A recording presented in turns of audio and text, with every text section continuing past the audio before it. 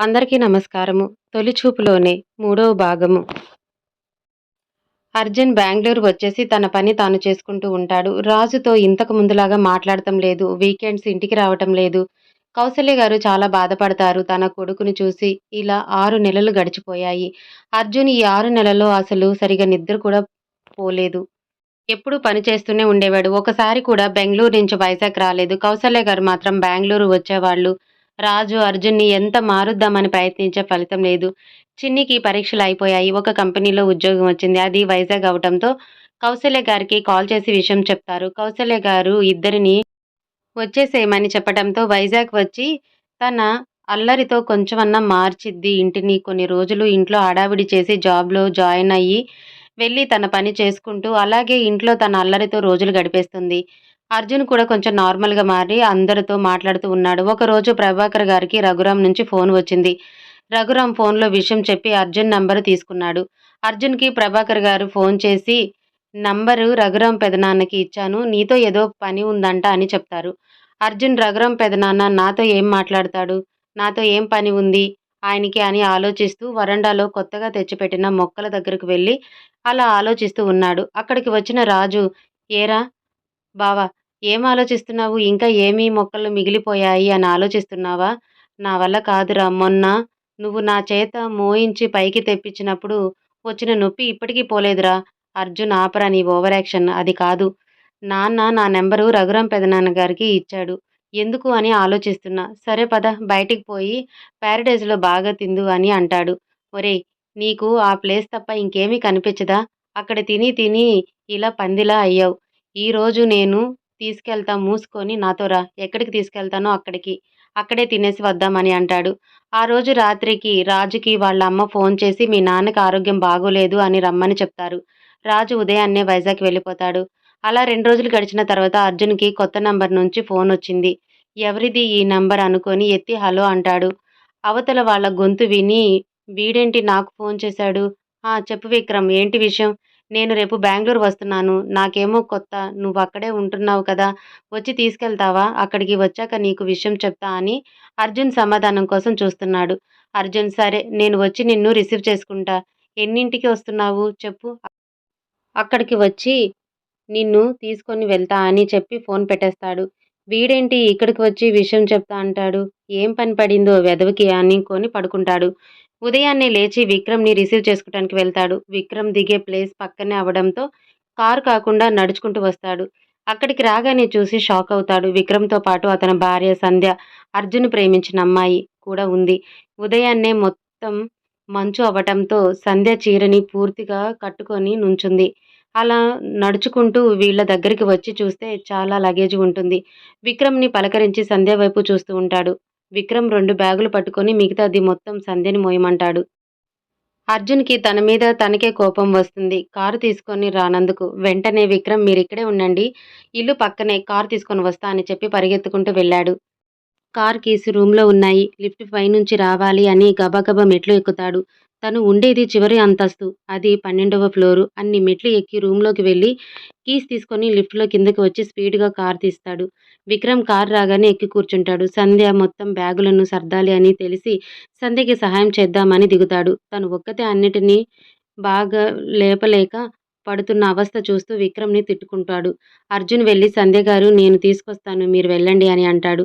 అప్పుడు ఎత్తుతుంది తల సంధ్య అర్జున్‌ని చూసి పర్వాలేదండి నేను తీసుకొస్తా అని ఇద్దరు కారులో బ్యాగులను సర్దేస్తారు. అర్జున్ మాత్రం మొదటిసారి సంధ్య తను ప్రేమించిన అమ్మాయి మాట్లాడేసరికి మొహంలో ఆనందం వస్తుంది. ఇంటికి తీసుకొచ్చి విక్రమ్ మీరు ఆ రూమ్‌లో వాడుకోండి అని చెప్తాడు. విక్రమ్ సంధ్య వంక చూస్తూ పోయి ఆ రూమ్‌లో బ్యాగులు సర్దుకో అని అరిచినట్టు చెప్తాడు. అర్జున్ రూమ్‌లోకి వెళ్లి స్నానానికి వెళ్తాడు. అర్జున్‌కి ఏమీ అర్థం కాదు. వీడేంటి అలా అరుస్తున్నాడు? పైగా దూరంగా ఉంటున్నాడు. ఏమైందో అని అనుకుంటూ ఉంటాడు.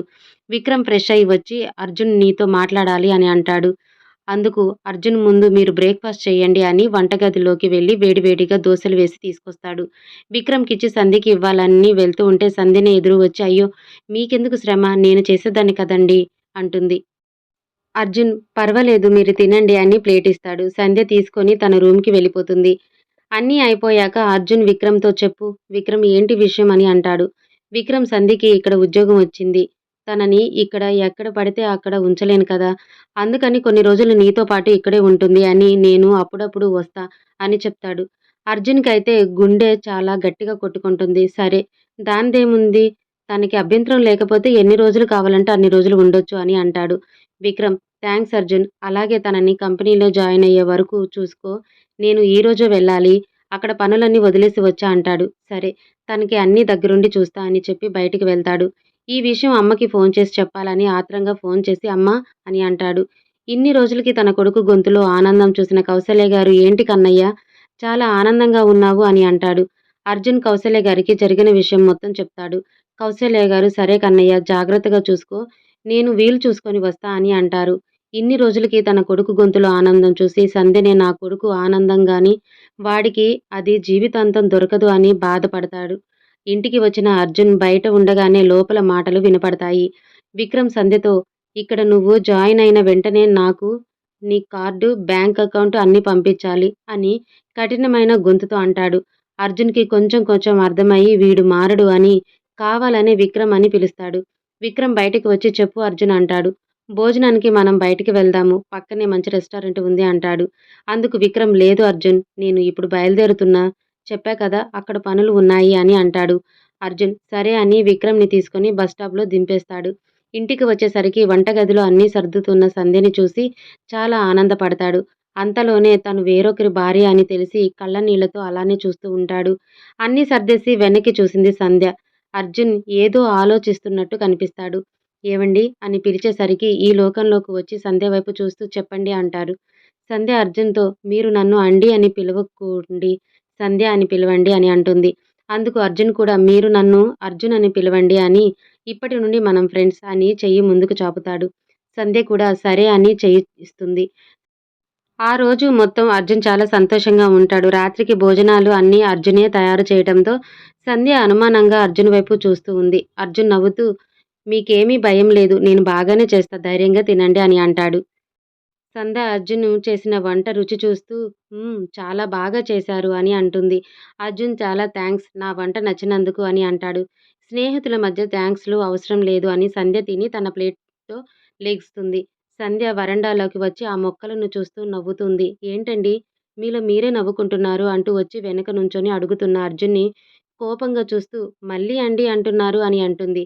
అదేమీ లేదు. ఏదో అలవాట్లో వచ్చేసింది. చెప్పు సంధ్య నీలో నువ్వే నవ్వుకుంటున్నావు ఏంటి విషయం అని అడుగుతాడు. నాకు మొక్కలంటే చాలా ఇష్టం. వాటితో ఉంటే అసలు సమయమే తెలీదు. వీటితో సమయం గడిపి చాలా కాలం అయ్యింది అని బాధగా అంటుంది. ఆ గొంతులో బాధని అర్థం చేసుకున్న అర్జున్ అలాగే నిశ్శబ్దంగా ఉంటాడు.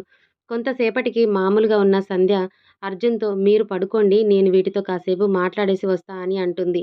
అర్జున్ మీకే కాదు నాకు మొక్కలంటే చాలా ఇష్టం. అందుకే వీటిని తెచ్చిపెట్టుకున్నా. నేను రోజు వీటితోనే సమయం గడుపుతున్నా. ఇంతకీ మీ కంపెనీ ఎక్కడ? ఎప్పుడు జాయిన్ అవ్వాలి? అని అడుగుతాడు. సంధ్య పలానా కంపెనీలో అని వచ్చింది. రేపే జాయిన్ అవ్వాలి అని చెప్తుంది. అందులో అర్జున్ అది మా కంపెనీ దగ్గరే. నాకు తెలుసు. అయితే తొందరగా పడుకోండి. ఉదయాన్నే వెళ్ళి జాయిన్ అవ్వాలి కదా! అని అంటాడు. సంధ్య కూడా సరే అని గుడ్ నైట్ అని చెప్పేసి తన రూమ్‌లోకి వెళ్లి పడుకుంటుంది. అర్జున్ బయట అలాగే ఉండి ఆలోచిస్తూ ఉంటాడు. అలా చాలా సేపు ఉన్నాక కౌసల్య గారి నుంచి ఫోన్ వస్తే మాట్లాడుతూ ఉదయం నుంచి జరిగింది మొత్తం చెప్తూ ఉంటాడు. కౌసల్య గారు అంతా విని అమ్మాయిని జాగ్రత్తగా చూసుకో కన్నయ్య. నేను మీ నాన్న కాశీకి వెళ్తున్నాము. ఒక వారం రోజులు నువ్వు కంగారు పడకుండా ప్రశాంతంగా ఉండు కన్నయ్య అని చెప్పి పెట్టేస్తారు. మరుసటి రోజు ఉదయం 5 గంటలకు నిద్రలేచి తయారయ్యి బయటికి వచ్చి చూసిన సంధ్య అక్కడే అర్జున్ నిలబడి ఉండటంతో దగ్గరకు వెళ్లి అర్జున్‌తో రాత్రంతా పడుకోలేదా అని అడుగుతుంది. అర్జున్ సంధ్యని చూసి అలా ఉండిపోతాడు. రెడ్ కలర్ చీర కట్టుకొని అప్పుడే స్నానం చేసి వచ్చిన సంధ్యని చూస్తూ ఉండిపోయాడు. సంధ్య మళ్ళీ అర్జున్ గారు అని పిలిచేసరికి మామూలయ్యి అవునండి నిద్ర రాలేదు. అందుకనే అని అంటాడు. అలా పడుకోకుండా ఉంటే హెల్త్ పాడవుతుంది. మీరు కాసేపు పడుకొని రండి. నేను బ్రేక్‌ఫాస్ట్ ప్రిపేర్ చేస్తా అని చెప్తుంది. అర్జున్ మారు మాట్లాడకుండా సరే అని వెళ్లి తన రూమ్‌లో పడుకుంటాడు. సంధ్య ఇల్లు మొత్తం చూసి చాలా ఆనందపడుతుంది. తనకి ఇల్లు బాగా నచ్చటంతో అన్ని పనులు చకాచకా చేస్తుంది.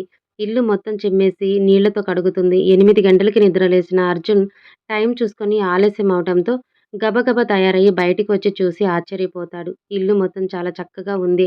అన్నీ వాటి స్థానంలో అయి